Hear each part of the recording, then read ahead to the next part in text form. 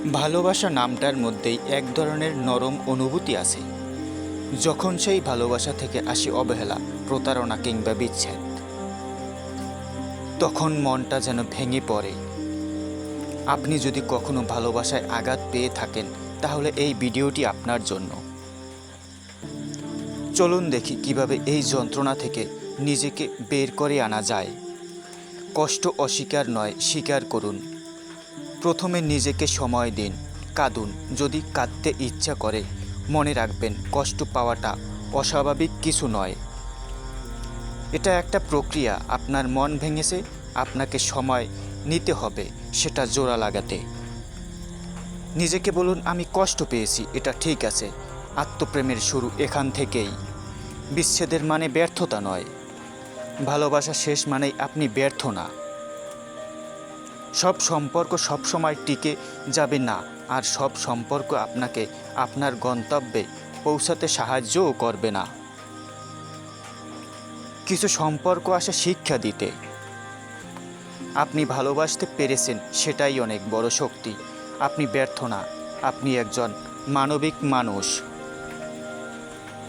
নিজের দিকে ফিরুন। এখন সময় নিজেকে নিয়ে ভাবার। আপনি যেগুলো করতে ভালোবাসেন, আবার তা শুরু করুন। বই পড়া, গান শোনা, ছবি আঁকা, ভ্রমণ। আপনার হারিয়ে যাওয়া জিনিসগুলোকে আবার খুঁজে নিন। ভালোবাসার মাঝে আপনি হয়তো নিজেকে হারিয়ে ফেলেছিলেন, এখন সময় নিজেকে খুঁজে পাওয়ার। ক্ষমা করুন নিজেকে আর অন্যকে। ক্ষমা করা মানে ভুলে যাওয়া নয়, বরং নিজের শান্তির জন্য বোঝা নামিয়ে দেওয়া। হয়তো তারা আপনাকে কষ্ট দিয়েছে, কিন্তু আপনি কখন তাদের ক্ষমা করেন, তখন আপনি আসলে নিজেকেই মুক্ত করেন। আর নিজেকেও ক্ষমা করুন। ভুল জায়গায় ভালোবাসা দেওয়ার জন্য নয়, বরং মন থেকে ভালোবাসতে পারার জন্য। নতুন আশার পথে। ভালোবাসার ব্যথা পেয়েছেন মানেই ভবিষ্যতেও পাবেন তা নয়। প্রতিটি সূর্যাস্তের পর যেমন সূর্য ওঠে, তেমনি একদিন আপনি আবার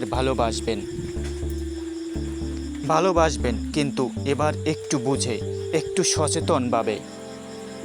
মনে রাখবেন, আপনার হৃদয় এখনও অনেক ভালোবাসার যোগ্য। নিজেকে ভালোবাসুন, কারণ আপনি এরই মাঝে একজন যোদ্ধা হয়ে উঠেছেন। এই ভিডিওটি যদি আপনার কষ্টে একটু হলেও শান্তি এনে দেয়, তাহলে একটা লাইক দিন আর কমেন্ট করুন।